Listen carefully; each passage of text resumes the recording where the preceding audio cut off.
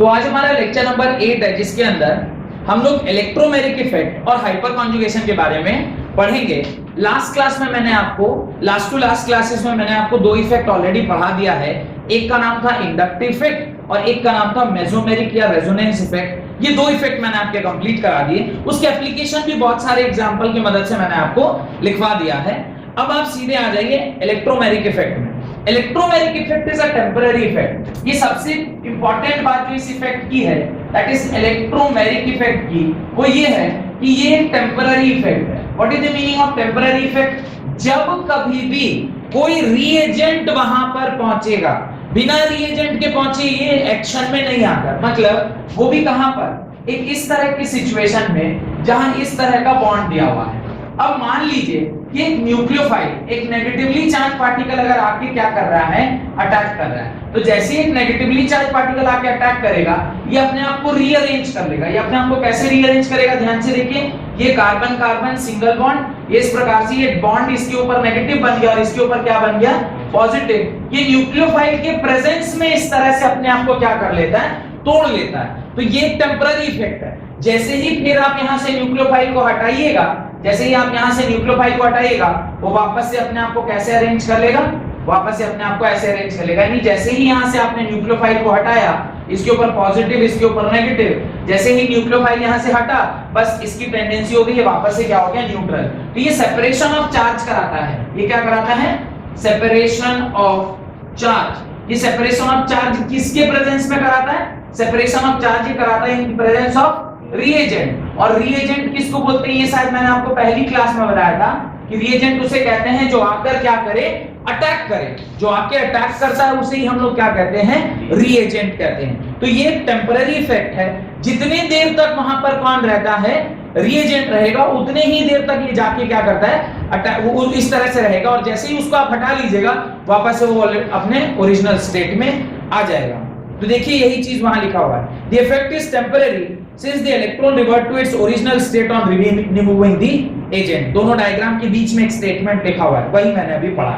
Then this is called as electromagnetic effect। इसको अगर मैं E+ के प्रेजेंस में भी करके आपको दिखा देता हूँ, ये इलेक्ट्रोफाइल के प्रेजेंस में भी इस तरह बिहेव करेगा, और इलेक्ट्रोफाइल के प्रेजेंस में ये थोड़ा सा जो डिस्प्लेसमेंट है वो उल्टा हो जाएगा। इस बार जो डिस्प्लेसमेंट होगा वो कैसा होगा? ये carbon carbon single bond carbon carbon, इसके ऊपर कौन सा चार्ज आएगा? नेगेटिव, और इसके ऊपर कौन सा चार्ज आएगा? पॉजिटिव। तो ये E+ ने अगर अटैक किया, E+ अटैक कर रहा है, तो वो इस प्रकार से बिहेव कर रहा है। E+ का अटैक, और वापस से जैसे ही आप E+ हटाइएगा, वहां से जैसे ही आप E+ को रिमूव कीजिएगा, ये वापस से क्या बन जाएगा? जैसा ये ओरिजिनल स्टेट में था। इसलिए इसको क्या बोलते हैं? This is a temporary effect. This is a temporary effect. ये टेम्पररी इफेक्ट है। ये सिर्फ तभी वैलिड होता है जब उसके ऊपर क्या प्रेजेंट हो? रिएजेंट प्रेजेंट हो। रिएजेंट हटा, इसका इफेक्ट समाप्त। रिएजेंट लगा, तो आपने देखा पहला effect inductive effect, that is a sigma bond के थ्रू होता है, परमानेंट इफेक्ट है। Second mesomeric effect, that is और पाई बॉन्ड से होता है, पर वो भी क्या है? परमानेंट इफेक्ट है। थर्ड, ये रिएजेंट के प्रेजेंस में होता है। रिएजेंट है तो यहाँ पे इफेक्ट दिखाई देता है, रिएजेंट नहीं है यहाँ पे इफेक्ट दिखाई नहीं देता है। और ये भी जो मूवमेंट ऑफ चार्ज है वो किसकी वजह से? पाई बॉन्ड के। पाई बॉन्ड का ही शिफ्टिंग हो रहा है ना, यहाँ पे भी पाई बॉन्ड ही तो कन्वर्ट हो रहा है दो चार्ज में, एक नेगेटिव और एक पॉजिटिव। तो इस तरह से ये इलेक्ट्रोमैग्नेटिक इफेक्ट कहलाता है। ये टेम्पररी इफेक्ट है, इसलिए बहुत कम जगह पे ये हमें देखने को मिलता है, बहुत कम। Only when the reaction is continuously taking place. कोई रिएजेंट है जो आके अटैक कर रहा है, जब अटैक कर रहा होगा तो वो चार्ज का सेपरेशन होगा, वहीं पे इलेक्ट्रोमैग्नेटिक इफेक्ट दिखता है। बहुत कम समय के लिए हमें दिखाई देता है। फिर भी याद रखिएगा, सेपरेशन ऑफ चार्ज वाला structure is less stable then neutral structure. Neutral structure हमेशा स्टेबल होता है, सेपरेटेड जो चार्ज सेपरेटेड स्ट्रक्चर होता है वो हमेशा अनस्टेबल होता है। पहली बात, चार्ज का सेपरेशन जितना नजदीक है, यानी अगर नेगेटिव और पॉजिटिव है तो वो जितना नजदीक हो उतना अच्छा, जितना दूर कर दीजिएगा उतना दिक्कत होगा। बागवान फिल्म देखा होगा आप लोगों ने? बागवान फिल्म में वो हीरो हीरोइन को, हेमा मालिनी और अमिताभ बच्चन को, दोनों बेटा दूर दूर कर देता है। जब उसको दूर दूर कर देगा तो अनस्टेबली आता है। वो गाना गा रहा है फोन में, मैं यहाँ तू कहाँ, ऐसे कुछ गाना गा रहा है। तो जैसे ही एक दूसरे से दूर कर दीजिएगा तो वो नेगेटिवली इंपैक्ट होने लगता है। और अनलाइक चार्जेस को जितना नजदीक रखिएगा उतना अच्छा, सिमिलरली अगर दोनों पॉजिटिव हैं, दोनों के दोनों सेम चार्ज हैं, उनको जितना दूर रखिए उतना अच्छा, पर नजदीक लाइएगा तो दिक्कत होगा। तो ये कुछ नियम है, जनरल नियम है जो आपको ध्यान होना चाहिए। अगला हेडिंग है दैट इज हाइपर कॉन्जुगेशन। मेरे ख्याल से ये आपको समझ में आ गया होगा what is a electromeric effect. Electromeric effect बहुत ज्यादा देखने को नहीं मिलता है क्योंकि ये बीच रिएक्शन में आता है। बीच रिएक्शन में अगर कुछ आ रहा है तो उसको बहुत ज्यादा हमें देखने की आवश्यकता नहीं पड़ती। लेकिन हाइपर कॉन्जुगेशन एक ऐसा इफेक्ट है जो ये किसकी मदद से होता है, with the help of sigma bond. ये सिग्मा बॉन्ड की मदद से होता है और मैं स्ट्रक्चर के बेसिस में जब आपको दिखाऊंगा तो आपको समझ में आएगा कि ये किस प्रकार से काम करता है। स्ट्रक्चर देखिए, CH3 C double bond CH double bond CH2, ये इस प्रकार का सपोज करिए कोई स्ट्रक्चर है। अब ये जो CH3 है इसको मैं ऐसे लिख रहा हूं, इसको मैं ऐसे लिख रहा हूं। देखिए क्या होता है, किस प्रकार से ये हाइपर कॉन्जुगेशन अपने स्ट्रक्चर को डिफॉर्म करके और फिर चार्ज पैदा करता है। ये H+ जो है इसकी टेंडेंसी हमेशा H+ होके बाहर निकलनी होती है, जो हाइड्रोजन है। अगर ये H+ होके जाएगा तो ये शेयर्ड पेयर ऑफ इलेक्ट्रॉन का नेगेटिव चार्ज किसके पास आएगा, इसके पास। अगर ऐसा हुआ तो ये नेगेटिव चार्ज अगर यहाँ धुलकता है तो ये इधर उठ जाएगा और इसका जो हाइपर कॉन्जुगेटेड स्ट्रक्चर होगा वो क्या होगा, CH2 double bond CH single bond CH2 minus, और ये जो H वहां से आया है ये हो सकता है इधर आके लग जाए क्योंकि H के पास क्या है, पॉजिटिव चार्ज है और ये नेगेटिव पॉजिटिव मिलके क्या बना लेगा, एक बॉन्ड बना लेगा। तो ये इस प्रकार से हाइपर कॉन्जुगेशन होता है। अब हाइपर कॉन्जुगेशन ये आपका स्ट्रक्चर है, इसमें जब आप H+ जोड़ेंगे तो आपका जो फाइनल स्ट्रक्चर होगा क्या होगा, CH2 double bond CH single bond CH3, CH2 में एक जुड़ जाएगा CH3। अब ये स्ट्रक्चर किसमें कन्वर्ट हो गया, इस स्ट्रक्चर में कन्वर्ट हो गया। यहाँ पे चूंकि सिमेट्रिकल स्ट्रक्चर था इसलिए बहुत ज्यादा अंतर नहीं पड़ा, पर कोई बहुत सारे ऐसे स्ट्रक्चर होते हैं जहाँ पे अनसिमेट्रिकल होते हैं। अनसिमेट्रिकल होने की वजह से वहां पे आपको बहुत ज्यादा देखने को मिलेगा कि exactly the position of bond पूरा क्या हो गया, चेंज कर गया। अब आप कहेंगे सर ये लगेगा क्यों और ये होता क्यों है। जब कार्बन डबल बॉन्ड कार्बन के बाद वाले कार्बन में, ध्यान से देखिएगा, कहां पे हाइपर कॉन्जुगेशन आप देख सकते हैं, वही हाइपर कॉन्जुगेशन देखने को मिलता है जब कार्बन डबल बॉन्ड कार्बन के बाद वाले carbon, carbon double bond carbon को अगर आप सिस्टम मान रहे हैं तो इसके बाद वाले कार्बन को हम अल्फा कार्बन बोलते हैं। इसको क्या बोलते हैं, अल्फा कार्बन। और इस अल्फा कार्बन में जो हाइड्रोजन लगा होता है उसको हम क्या बोलते हैं, अल्फा हाइड्रोजन। जहां जहां भी अल्फा हाइड्रोजन प्रेजेंट होता है उसी स्ट्रक्चर में हमें क्या देखने को मिलता है, हाइपर कॉन्जुगेशन। याद रखिएगा, अगर सिस्टम में C डबल बॉन्ड C है और उसके बाद वाले कार्बन में H जुड़ा हुआ है तो वहां पर मेसोमेरिक इफेक्ट, उसके बाद आपको क्या चेक करना चाहिए, हाइपर कॉन्जुगेशन, उसके बाद चेक करना चाहिए इंडक्टिव इफेक्ट। ये हमेशा ध्यान रखिएगा। अब आप कहिएगा कहां पर मुझे ऐसा देखने को मिलेगा, तो अब मैं एक एग्जांपल देता हूं आपको, यहां पर ऐसा देखने को मिल सकता है। सपोज करिए यहां OH लगा हुआ है, इसको मैं बॉन्ड की जैसा दिखाऊं तो सपोज मैं इस प्रकार से इसे दिखा रहा हूं, और यहां पर सपोज करिए CH3 लगा हुआ। तो आप अगर नॉर्मली अपने दिमाग से सोचेंगे तो ये देखिए, ये कार्बन कार्बन डबल बॉन्ड है, नहीं है, ये carbon carbon double bond, carbon carbon double bond के बाद वाला कार्बन इस अल्फा कार्बन, और इसके ऊपर क्या लगा हुआ है, H3 हाइड्रोजन। तीन हाइड्रोजन है तो ये तीन तो हाइपर कॉन्जुगेटिंग स्ट्रक्चर दे सकता है। जो कंपाउंड जितना ज्यादा हाइपर कॉन्जुगेटिंग स्ट्रक्चर देगा वो उतना स्टेबल, जैसे एरोमेटिक में क्या बताया, जितने ज्यादा रेजोनेटिंग स्ट्रक्चर उतना स्टेबल, वैसे जितना ज्यादा हाइपर कॉन्जुगेटिंग स्ट्रक्चर उतना stable.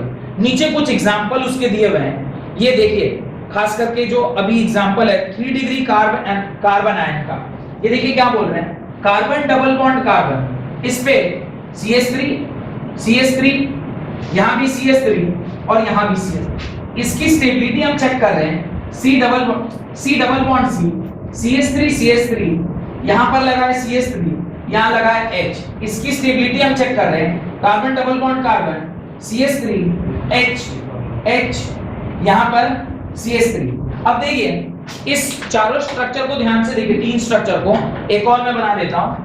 Carbon double bond carbon, इधर CH3 इधर H, इधर H और इधर H, और एक और स्ट्रक्चर क्या होगा, carbon double bond carbon, all में H, सारी जगह पे क्या लगा हुआ है, H लगा हुआ है। इन पांचों स्ट्रक्चर में से अब देखिए सबसे ज्यादा जो स्टेबल स्ट्रक्चर होगा वो कौन होगा, ये वाला। क्यों सबसे ज्यादा स्टेबल होगा, क्योंकि इस कार्बन डबल बॉन्ड कार्बन, मैंने क्या बोला, इसको आप क्या मान लीजिए, सिस्टम मान लीजिए, तो इसके बाद अल्फा कार्बन पे जितने हाइड्रोजन है वो अल्फा हाइड्रोजन, तो 3 अल्फा हाइड्रोजन यहाँ, फिर 3 अल्फा हाइड्रोजन यहाँ, 3 यहाँ, 3 यहाँ, तो टोटल 3 3 6 3 9 3 12, टोटल 12, यानी 12 कॉन्जुगेटेड स्ट्रक्चर इसके क्या कर सकते हैं, बनाए जा सकते हैं। सिमिलरली जब आप इसकी बात कर रहे हैं, यहाँ पे 9, इसकी बात कर रहे हैं 6, इसकी बात कर रहे हैं 3, इसकी बात कर रहे हैं 0, तो अगर इसके ऑर्डर को चेक करेंगे तो हाइपर कॉन्जुगेशन अगर हो रहा है तो you need to consider that hyper conjugating structure, और आईआईटी का सबसे पसंदीदा एरिया यही है। क्यों? क्योंकि आप ना रेजोनेंस इफेक्ट बहुत जल्दी चेक कर लेते हैं, आप इंडक्टिव इफेक्ट चेक कर लेते हैं, पर हड़बड़ी में, टेंशन में आप हाइपर कॉन्जुगेशन चेक करना भूल जाते हैं, और हाइपर कॉन्जुगेशन चेक नहीं किया, जरूर उस सवाल में अगर CH3 डबल बॉन्ड है, माने वहां हाइपर कॉन्जुगेशन लग रहा है, hyper conjugation always get priority over inductive effect, तो सबसे आगे होता है प्लस एम इफेक्ट, फिर होता है हाइपर कॉन्जुगेशन, और फिर होता है प्लस आई इफेक्ट, यानी इंडक्टिव इफेक्ट। प्लस या माइनस छोड़ दीजिए, ये प्लस या माइनस छोड़ दीजिए, सबसे आगे मेसोमेरिक इफेक्ट, फिर हाइपर कॉन्जुगेशन और फिर इंडक्टिव इफेक्ट। तो अगर आप हाइपर कॉन्जुगेटिंग स्ट्रक्चर को नहीं देख पाए तो फिर कहानी गड़बड़। तो जो भी आंसर आप लिख रहे हैं, अब के बाद आपको वहां पे हाइपर कॉन्जुगेटिंग स्ट्रक्चर को भी चेक करना चाहिए, और इस प्रकार से आपका हाइपर कॉन्जुगेशन का जो ऑर्डर है वो दे दिया गया। मैंने एक सवाल आपको यहाँ पर भी दिया था कि बताइए इसमें कितने ज्यादा हाइपर कॉन्जुगेटिंग स्ट्रक्चर होंगे, यहाँ पे 3 हाइपर कॉन्जुगेटिंग स्ट्रक्चर होते हैं, यानी अभी अगर मैं CH3 के बारे में लिखूं तो CH3 कौन सा ग्रुप होता है, CH3 इज प्लस एम, ये प्लस एम दिखाएगा, नहीं दिखाएगा, क्यों? क्योंकि इसके बाद लोन पेयर नहीं है, लोन पेयर नहीं तो डोनेट नहीं कर सकता, तो इसके पास कौन सा इफेक्ट होगा, प्लस आई इफेक्ट, यहाँ पर भी प्लस आई इफेक्ट दिखाएगा, यहाँ भी लगेगा तो प्लस आई इफेक्ट, और यहाँ भी लगेगा तो प्लस आई इफेक्ट। लेकिन इस प्लस आई इफेक्ट के साथ साथ ये और एक कौन सा इफेक्ट दिखा रहा है, ये एक हाइपर कॉन्जुगेशन इफेक्ट भी दिखा रहा है। तो जब आप इसको कंसीडर कर रहे होंगे तो आपको हाइपर कॉन्जुगेटिंग स्ट्रक्चर का भी क्या करना होगा, ख्याल रखना होगा। उस टाइम पे आप हाइपर कॉन्जुगेटिंग स्ट्रक्चर को भी गिनेंगे और तब आप फाइनल आंसर लिखेंगे। याद रखिएगा, जितने ज्यादा हाइपर कॉन्जुगेटिंग स्ट्रक्चर उतना ज्यादा स्टेबल कंपाउंड। Got it? पहचानने के लिए क्या होगा, C double bond, C double bond C देखना है। अगर कंपाउंड में C डबल बॉन्ड C है और उसके बाद वाले कार्बन पे अल्फा H लगा हुआ है, अल्फा कार्बन पे अल्फा H लगेगा, तो वो हाइपर कॉन्जुगेशन स्ट्रक्चर दिखाएगा ही दिखाएगा। तो आप देखिए उसके अगले पेज में लिखा है the stability of free radical. सबसे ज्यादा, जिसमें सबसे ज्यादा हाइपर कॉन्जुगेटिंग स्ट्रक्चर है, CH3 whole twice, sorry CH3 whole thrice C dot, फिर CH3 होल ट्वाइस CH, फिर CH3 CH2 and lastly CH3। देख पा रहे हैं? तो क्यों? On the basis of what? On the basis of more number of hyper conjugating structure.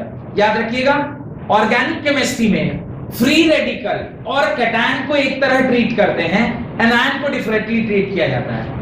Carbon का free radical और कैटायन एक तरीके से बिहेव होता है और एनायन एक तरीके से बिहेव होता है। यानी अगर आप स्टेबिलिटी ऑफ कैटायन निकाल रहे हैं, कैटायन मतलब कार्बन के ऊपर पॉजिटिव चार्ज, तो अगर आपसे कोई पूछ ले right the stability of free radical, तो जैसे कैटायन की स्टेबिलिटी निकाले आप वैसे ही फ्री रेडिकल की भी स्टेबिलिटी निकाल सकते हैं, कोई उसमें डिफरेंस नहीं होता है। Got it? नेक्स्ट देखें, पेज नंबर 21 को जाइए, वहां देखिए लिखा है क्लीवेज ऑफ कोवेलेंट बॉन्ड। अगला हेडिंग है क्लीवेज ऑफ कोवेलेंट बॉन्ड। मैंने आपको बताया कि बॉन्ड दो ही प्रकार से टूट सकते हैं, एक को क्या बोलते हैं, एक को बोलते हैं होमोलाइटिक क्लीवेज और दूसरे को क्या बोलते हैं, हेटेरोलाइटिक क्लीवेज। बस छोटा सा कॉन्सेप्ट है, ध्यान रखना है। जब कभी भी कार्बन या कार्बन कुछ भी ले लीजिए, कोई भी दो एलिमेंट है, सपोज X और X है, इसके बीच में अगर ये अपना अपना इलेक्ट्रॉन जिस तरीके से जुड़ा था उसी तरीके से टूट जाए तो ये क्या बनाएगा, X dot plus X dot अपना अपना इलेक्ट्रॉन लेके चला गया। इस तरह का जो ब्रेकिंग होता है, जहां पे जिसने जो दिया था, इसको थोड़ा और अच्छे से ऐसा लिख दूं तो ज्यादा समझ में आएगा, और ये अच्छा ऐसा नहीं, एक ऐसा लिख देता हूं ताकि आपको ये समझ में आए कि जिसने जो इलेक्ट्रॉन दिया था वो अपना अपना इलेक्ट्रॉन लेकर क्या हो गया, टूट गया। इस तरह के क्लीवेज को बोलते हैं होमोलाइटिक क्लीवेज। और होमोलाइटिक क्लीवेज कब कब होता है, तो आप देखिए अपने उस पेज में जो कि यहाँ पर एकदम क्लियरली लिखा हुआ है कि होमोलाइटिक क्लीवेज कब होगा, जब वहां पे आप क्या डालोगे, पेरोक्साइड डालोगे, जब आप वहां क्या डालोगे, लाइट डालोगे, जब आप वहां क्या डालोगे, हीट डालोगे, जब आप यहाँ क्या डालोगे, इलेक्ट्रिसिटी। और ये सारा का सारा फ्री रेडिकल मैकेनिज्म दिखाता है। क्या दिखाता है? Free radical mechanism. इसी को फ्री रेडिकल बोलते हैं। फ्री रेडिकल मतलब single electron system. Free radical का मतलब क्या होता है? Single electron system. यहाँ पे इस एलिमेंट पर एक ही इलेक्ट्रॉन है ना, this is called as free radical. This is called as free radical. Similarly इसी को जब ऐसे आप तोड़ते हैं, ऐसे भी बॉन्ड टूटता है जहां पर ये पूरा पूरा जो शेयर्ड पेयर ऑफ इलेक्ट्रॉन है वो किसी एक के पास चला जाए। अब एक के पास जाएगा तो जिसके पास गया उसके पास नेगेटिव, और जिसके पास कुछ नहीं मिला उसके पास पॉजिटिव। इस तरह का जो क्लीवेज होता है उसको बोलते हैं हेटेरोलाइटिक क्लीवेज। इसको क्या बोलते हैं? हेटेरोलाइटिक क्लीवेज। यहां पर क्या फॉर्मेशन होता है? एक तो एनायनिक पार्ट और दूसरा कैटायनिक पार्ट। एक को बोलते हैं कैटायन और एक को बोलते हैं एनायन। तो एक में एनायन फॉर्मेशन होता है और एक में कैटायन फॉर्मेशन होता है। तो इस प्रकार से कैटायन और एनायन का फॉर्मेशन आपको देखने को मिला जो आपके वो क्लीवेज का पार्ट है। होमोलाइटिक, देखिए दूसरा पार्ट क्या लिखा हुआ है? हेटेरोलाइटिक क्लीवेज। अब जब कभी भी कार्ब कैटायन फॉर्म होगा, कार्ब कैटायन का क्या मतलब होता है? कार्बन की कितने ऑर्बिटल होते हैं बताइए? 4। एक ऑर्बिटल, 2 ऑर्बिटल, 3 ऑर्बिटल, 4 ऑर्बिटल। इसके अंदर एक इलेक्ट्रॉन, इसके अंदर एक इलेक्ट्रॉन, इसके अंदर। अगर यहाँ का एक इलेक्ट्रॉन गुम हो गया, गुम हो जाएगा, इसका मतलब ये इलेक्ट्रॉन अभी क्या हो गया, खाली है, तभी ना इसके ऊपर कौन सा चार्ज आएगा, पॉजिटिव। वेयरएज जब कार्ब एनायन बनता है, कार्ब एनायन में भी अभी ऑर्बिटल कितने हैं? 4 ऑर्बिटल। यहाँ पे एक इलेक्ट्रॉन, यहाँ पे एक इलेक्ट्रॉन, यहाँ पे एक इलेक्ट्रॉन, पर एक जगह क्या आ गए? 2 इलेक्ट्रॉन। तो यहाँ क्या बन गया? Negatively charge. इसको बोलते हैं कार्ब कैटायन। ये एनायन है, this is carb, this is carb cation. Cation means positively charge, carbon के ऊपर है इसलिए कार्ब कैटायन। इसको बोलते हैं कार्ब एनायन। एनायन मतलब नेगेटिवली चार्ज, कार्बन के ऊपर है इसलिए इसको क्या बोलते हैं? Carb anion. यही सारा डायग्रामेटिकली आपको क्या किया गया वहां पर दिखाया गया। आप देख पा रहे होंगे कि कार्ब कैटायन और कार्ब कैटायन का दिया हुआ है। अब बस एक चीज वहां पे मैं आपको पूछना चाहता हूं जिसके कि आपको ये समझ में आया होमोलाइटिक एंड हेटेरोलाइटिक। इसके नीचे जरा एक सवाल को खाली आप आंसर कीजिए तो मेरे को और अच्छा समझ में आएगा कि आप समझ पा रहे हैं या नहीं समझ पा रहे। ध्यान से देखिएगा। अब ये R है, ये कार्बन, ये भी R ग्रुप है, ये भी R ग्रुप है। इसके ऊपर पॉजिटिव चार्ज, यहाँ पे R कार्बन, इधर हाइड्रोजन, इधर R, इसके ऊपर पॉजिटिव चार्ज। इसके नीचे ये C, इसके ऊपर H, यहाँ पॉजिटिव चार्ज, और ये कार्बन, इधर भी H, इधर भी H, इधर भी H, और इसके ऊपर पॉजिटिव चार्ज। आपसे मैं पूछूं कि कहां पे स्टेबल होता है, कहां पे स्टेबल होता है, कहां पे स्टेबल होगा, तो मैं क्या बोलूंगा? देखिए ये भी इलेक्ट्रॉन डोनेटिंग ग्रुप, ये भी इलेक्ट्रॉन डोनेटिंग ग्रुप, ये भी इलेक्ट्रॉन डोनेटिंग ग्रुप। इसके ऊपर कौन सा चार्ज? Positive charge. तीन इसको स्टेबलाइजिंग इफेक्ट लग रहा है, तो सबसे ज्यादा स्टेबल कौन होगा? ये। फिर यहाँ पे उससे 2, तो उससे कम स्टेबल ये, फिर ये, और लास्टली स्टेबिलिटी इसकी आएगी। सिमिलरली अब मैं दूसरा एक सवाल पूछता हूँ। यहाँ पे भी R लगा है, यहाँ R लगा है, यहाँ R लगा है, लेकिन इस पर क्या है? Negative charge. यहाँ C, यहाँ H, यहाँ R, इस बार इस पर क्या लगा हुआ है? Negative charge. R C, यहाँ पे भी H, यहाँ पे भी H, यहाँ क्या लगा हुआ है? Negative charge. और यहाँ पर भी H C H H, और यहाँ लगा नेगेटिव चार्ज। मैं आपसे मुझे बताइए यहाँ पे कार्ब एनायन की स्टेबिलिटी क्या है? सॉरी, कार्ब एनायन की स्टेबिलिटी क्या है? ये पहले से नेगेटिव चार्ज रखा हुआ था और अभी 3 और उसको नेगेटिव, पहले से बेचारा टेंशन में, अभी 3 लोग और टेंशन दे रहे थे, तो फर्दर अनस्टेबल हो रहा है। तो इसमें सबसे ज्यादा स्टेबल कौन होगा? फिर सबसे लीस्ट स्टेबल ये चीजें अब याद रखने वाली चीजें हैं। आप समझ रहे हैं कि ऐसा क्यों होगा, ये समझने वाली चीज है। नहीं अब यू आर रिमेंबरिंग, अरे ये सर ने बताया था 3 डिग्री कार्बन का एनायन इज लीस्ट स्टेबल। आप ऐसे याद नहीं रख रहे हैं, हम लॉजिकली सोच सकते हैं ना कि अगर यहाँ तीन डोनेटिंग ग्रुप लगा हुआ है, इसके ऊपर नेगेटिव चार्ज है, अब एक नेगेटिव है, तीन नेगेटिव, तो ऑब्वियसली उसको क्या करेगा, डिस्टेबलाइज करेगा एंड सो ऑन। तो इस प्रकार से ये सारी बातें मैंने आपको समझा दी है। अब सीधे आप चले जाइए पेज नंबर 29 के ऊपर, जो कह रहा है nature of attacking reagent. Nature of attacking reagent, page number 29। ध्यान से देखिए, जब मैं नेचर ऑफ अटैकिंग रिएजेंट की बात कर रहा हूं, वहां पे दो ही टाइप ऑफ रिएजेंट है। कौन कौन सा? एक है इलेक्ट्रोफाइल, एक है न्यूक्लियोफाइल। न्यूक्लियोफाइल मतलब मैंने लास्ट क्लास में भी आपको समझाया था, न्यूक्लियस के प्रति प्यार। फिलिक मींस लव, न्यूक्लियस के प्रति लव। न्यूक्लियस के प्रति कौन लव रखेगा, माने कौन प्यार रखेगा? जो नेगेटिवली चार्ज होगा, माने जिसके पास नेगेटिव चार्ज है वही ना न्यूक्लियस। न्यूक्लियस मतलब होता है प्रोटॉन, प्रोटॉन को वही प्यार करेगी जो खुद नेगेटिवली चार्ज हो। और इलेक्ट्रोफाइल के बारे में क्या बताया था? इलेक्ट्रॉन के प्रति प्यार। इलेक्ट्रॉन को कौन प्यार करेगा? जो खुद पॉजिटिव होगा वही ना इलेक्ट्रॉन को प्यार करेगा। तो यहां पर आप देख पा रहे होंगे कि इलेक्ट्रोफाइल दो प्रकार के होते हैं, एक होता है चार्ज्ड इलेक्ट्रोफाइल, एक होता है न्यूट्रल इलेक्ट्रोफाइल। इलेक्ट्रोफाइल मतलब जो पॉजिटिव चार्ज की तरह बिहेव करे, यानी पॉजिटिव। तो आप देखें कुछ चार्ज के बारे में क्या लिखा है, H+, X-, R+, ये सारे एग्जांपल दिए हुए। और न्यूट्रल का कुछ एग्जांपल है। न्यूट्रल का एक एग्जांपल मैं आपको समझाता हूं कि हाउ दे आर, ये समझ में आ गया? ये समझ में आ गया how neutral particle will behave as a electrophile. Electrophile मतलब जो इलेक्ट्रॉन के प्रति क्या दिखाए, प्यार दिखाए। एक एग्जांपल दिखाता हूं, इससे आपको समझ में आएगा वो ऑर्डर कैसे बना। BeCl2, BeCl2, मुझे जरा बताइए, Be या AlCl3 भी हो सकता है। मैंने AlCl3 के बारे में आपको कई बार बताया होगा। AlCl3 मतलब Al पर क्या लगा हुआ, तीन Cl।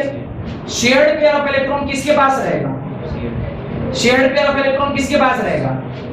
Shared pair of electron किसके पास रहेगा? इसके ऊपर क्या जनरेट होगा, del प्लस। जिसके ऊपर पॉजिटिव चार्ज है वो इलेक्ट्रॉन देगा कि इलेक्ट्रॉन को एक्सेप्ट करेगा? इलेक्ट्रॉन लेगा, यानी पॉजिटिव चार्ज वाला भी accept, it will behave as if it is a electrophile, क्योंकि इलेक्ट्रॉन के प्रति अपना प्यार दिखाएगा। इलेक्ट्रॉन के प्रति ये तभी प्यार दिखा सकता है जब इसके ऊपर कौन सा चार्ज होगा, पॉजिटिव चार्ज। तो ये जितने भी एलिमेंट वहां पर दिए गए हैं, ये सारे के सारे इलेक्ट्रोफाइल की तरह क्या करते हैं, बिहेव करते हैं। सिमिलरली अगले पेज में, अच्छा इसमें ऑर्डर भी दिया गया होगा, किसका स्ट्रेंथ ज्यादा होता है और किसका स्ट्रेंथ कम। अगले पेज में देखिए ध्यान से, अगले पेज में आपको दिखाई देगा न्यूक्लियोफाइल का ऑर्डर।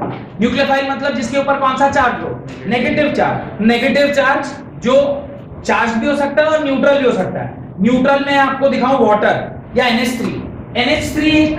NH3 इलेक्ट्रो न्यूक्लियोफाइल है। Why it is a nucleophile? क्योंकि इसके पास शेयर करने के लिए क्या है, इलेक्ट्रॉन है। जो इलेक्ट्रॉन दे वो नेगेटिव चार्ज है ना, lone pair means negative charge. तो ये न्यूक्लियोफाइल यानी न्यूक्लियस के प्रति अपना प्यार दिखा सकता है। Nucleus means positively charge. Electron रखने वाला जिसके पास इलेक्ट्रॉन है वो तो नेगेटिव साइड को ही ना ढूंढेगा, तो वो न्यूक्लियोफाइल की तरह बिहेव कर सकता है। कुछ ऐसे कंपाउंड होते हैं जो कि C में लिखा हुआ है, ambidentate nucleophile. Do you know what is ambidentate? हम बताते हैं। एम्बिडेंटेट किसको बोलेंगे? जिसके पास दो साइड हो डोनेशन का, नाइट्रोजन डोनेट करे और इधर नेगेटिव है, ये भी डोनेट कर सकता है। अगर ये एक से ज्यादा साइड जो न्यूक्लियोफाइल डोनेट कर सकता है तो उसको ambidentate, dented means direction, ambidentate means many, एक से ज्यादा डायरेक्शन वाला जो कोई न्यूक्लियोफाइल है, अगर ये नाइट्रोजन से दिया तो इसका नाम अलग होगा, अगर ये कार्बन से दिया तो इसका नाम अलग होगा। तो इसके पास एक से ज्यादा साइट है, अभी किधर से भी डोनेट कर सकता है। ऐसे किसी न्यूक्लियोफाइल को क्या बोलते हैं, एम्बिडेंटेड। देखिए उसका definition, species having two nucleophilic centres, दिख रहे हैं एक ये सी में देखिए, पेज नंबर 30 के सी में, species having two nucleophilic centre, one is neutral and the other is charged, behave as ambidentate nucleophile. Got it? Last में एक और देखिए, organic compound which behaves as electrophile as well as nucleophile. कुछ ऐसे compound है जो electrophile और nucleophile दोनों की तरह क्या करते हैं, बिहेव करते हैं। अब आप कहेंगे सर कैसे, ध्यान से देखिए। इसके ऊपर डेल माइनस और इसके ऊपर डेल प्लस चार्ज पैदा होता है। क्यों? क्योंकि ऑक्सीजन है, ऑक्सीजन क्या करेगा, इलेक्ट्रॉन खींचेगा, इलेक्ट्रॉन खींचेगा तो इसके ऊपर डेल माइनस और इसके ऊपर डेल प्लस। अगर इसके ऊपर कोई न्यूक्लियोफाइल आके अटैक करे तो इसका मतलब ये इलेक्ट्रोफिलिक साइट है, तब ना कोई न्यूक्लियोफाइल अटैक कर रहा है। और अगर ये किसी के ऊपर अटैक कर दे, यानी ये किसकी तरह काम कर रहा है, न्यूक्लियोफाइल। यही कंपाउंड में oxygen is acting as a nucleophile, whereas this carbon site is acting as a electrophile. ऐसे कुछ ऑर्गेनिक कंपाउंड है जिनका नाम देखिए वहां पे दिया हुआ है, आप देख पा रहे होंगे वहां पे टोटल 1 2 3 4 8 स्ट्रक्चर आपको दिए गए हैं। उस 8 स्ट्रक्चर में सब जगह कहीं ना कहीं इलेक्ट्रोनेगेटिव एलिमेंट लगा होगा, जो क्या कर रहा होगा, उसको इलेक्ट्रोफाइल और न्यूक्लियोफाइल दोनों की तरह बिहेव करने के लिए मजबूर कर रहा होगा। लास्ट टॉपिक है that is type of organic reaction. मैंने आपसे बहुत स्टार्टिंग में जब ऑर्गेनिक पढ़ाना स्टार्ट किया था, या जब ऑर्गेनिक केमिस्ट्री का पहला लेक्चर रहा होगा, तभी मैंने आपसे कहा था कि दुनिया में जो कोई भी रिएक्शन होती है वो कितने प्रकार की होती है, 3 प्रकार की होती है।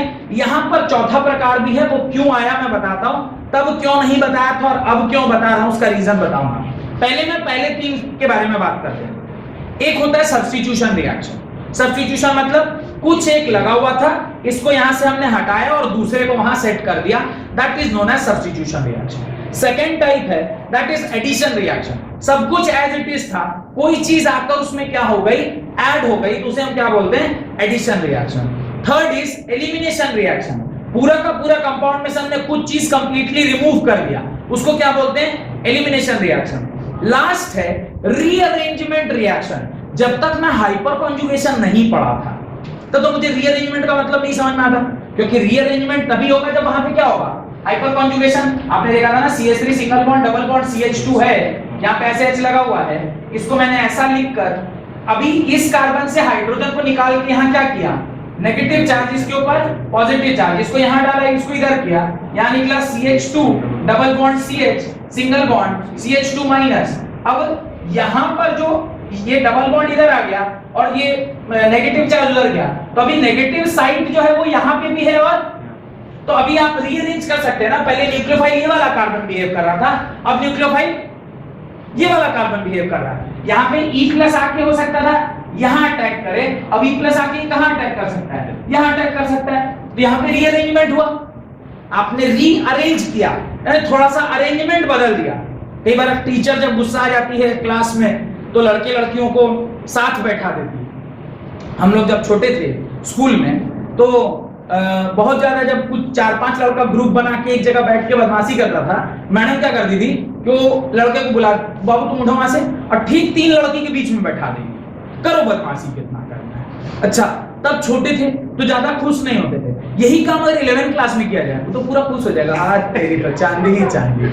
नहीं मतलब सर मैडम आप तो मैं जन्नत ढूंढ रहा था, आप तो जन्नत के परियों के बीच में डाल दिए। नहीं क्या, तो ये अब जब छोटे थे तो मैडम चुप कराने के लिए चलो तुम वहां से उठो और इधर बैठा दी। कई बार बहुत ज्यादा लड़की लोग भी क्लास में हुस वो हमेशा करती रहती है, क्या बोलते उसको टॉकेटिव गर्ल्स ना, तो उसके बाद मैडम क्या करती, बोले रोल नंबर वाइज बैठा देते कि रैंडमली बैठेंगे तो कोई किसी से बात नहीं करेगा, क्योंकि 10-15 दिन लगेगा ना आपको दोस्ती, बचपन का बता। बाद में जब आप बड़े हो जाते तो फिर तो बोले सही है मैडम, यही अरेंजमेंट सही है, मेरे को तो एग्जैक्टली उसके पीछे ही बैठा दिए जिसके पीछे मुझे बैठना था। तो बाद में नहीं, छोटे बच्चों में ऐसा मैडम चुप कराने के लिए करती थी। तो इस प्रकार से आपने सब्स्टिट्यूशन रिएक्शन देखा, एडिशन रिएक्शन देखा, आपने एलिमिनेशन रिएक्शन देखा और रीअरेंजमेंट रिएक्शन भी देखा। इस प्रकार से अच्छा सब वो टाइप का जो दिया हुआ है, हर टाइप ऑफ रिएक्शन का कुछ एग्जांपल दिया। एग्जांपल मैं इसलिए यहां डिस्कस नहीं कर रहा क्योंकि ये तो हम लोग को पूरे साल अभी से लेके जितना भी चैप्टर उसमें तो ये सब हम पढ़ाएंगे आपको। तो बस मैं यहां पर आपको बेसिक आइडिया देना चाहता था कि रिएक्शन के टाइप कितने प्रकार के होते हैं। There is only 4 type of reaction. One is substitution, एक हटा दूसरा लगा, that is substitution. One is addition, completely कुछ क्या होके लग गया, ऐड कर गया। वन इज एलिमिनेशन, कुछ पूरा निकल गया। और लास्टली इज रीअरेंजमेंट, यहां पर एटम्स इधर से उधर मूव करते हैं। ये सारे 4 प्रकार के रिएक्शन होते हैं। ये शीट जब मैंने स्टार्ट किया था, पेज नंबर 1 को एक बार जाइए, पेज नंबर 1 को जाइए, वहां पर लिखा हुआ है कि मैं पढ़ता हूं, to understand clearly the mechanism. मैं कहां पढ़ रहा हूं, जो 3 पॉइंट लिखे हैं ना 1 2 3, उसके ऊपर वाली लाइन को देखिए। To understand clearly the mechanism of various organic reaction It is thus essential to have knowledge about the following well established concept. First is electronic displacement in bond. Electronic displacement कितने प्रकार का? 4 प्रकार का. कौन कौन सा? Inductive effect, mesomeric effect, hyper conjugation, electromeric effect. चारों effect पढ़ा दिया अच्छे से, सारे एग्जांपल, उसको यूज कैसे करते हैं, एसिडिक स्ट्रेंथ, बेसिक स्ट्रेंथ, वो कब कहां लगा होता है, तो कैसे इफेक्ट को देखते हैं, कैसे निकालते हैं, सब सिखा दिया. नेक्स्ट, क्लीवेज, फ्यूजन और ब्रेकिंग ऑफ कोवेलेंट बॉन्ड. मुख्यतः कितने प्रकार के क्लीवेज होते हैं? 2 ही. एक होता है होमोलाइटिक क्लीवेज, जहां पे दोनों अपने अपने इलेक्ट्रॉन को लेकर अपने साथ रखते हैं. एक होता है हेटेरोलाइटिक, जहां पर एक एलिमेंट पॉजिटिव हो. अच्छा, याद रखिएगा, जो इलेक्ट्रोनेगेटिव एलिमेंट होगा वही ना नेगेटिव चार्ज को रखेगा, और जो इलेक्ट्रो पॉजिटिव एलिमेंट होगा वो पॉजिटिव होगा. ये जनरली याद रखिएगा. कार्बन ऐसे तो नॉन मेटल है, पर मैंने आपको पहले भी कहा होगा वो रहना चाहता है न्यूट्रल. न्यूट्रल के बाद वो उसकी रहने की टेंडेंसी है पॉजिटिव. बहुत गड़बड़ी में वो नेगेटिव चार्ज अपने ऊपर लेता है. नेगेटिव चार्ज या मतलब वो हाईली अनस्टेबल. उससे बेटर वो क्या सोचता है, मैं कौन सा चार्ज लूं? पॉजिटिव. और वो रहना चाहता तो कोई भी न्यूट्रल ही रहना चाहता है. And last is nature of attacking reagent. Nature of attacking reagent के मैंने आपको 2 बातें बताई. एक होता है न्यूक्लियोफाइल, एक होता है इलेक्ट्रोफाइल. उनका neutral electrophile, charged electrophile, ambivalent electrophile, वो न्यूक्लियोफाइल, वो सारा कॉन्सेप्ट मैंने आपको बता दिया. सेकंड, किस प्रकार से रिएक्शन चलती है.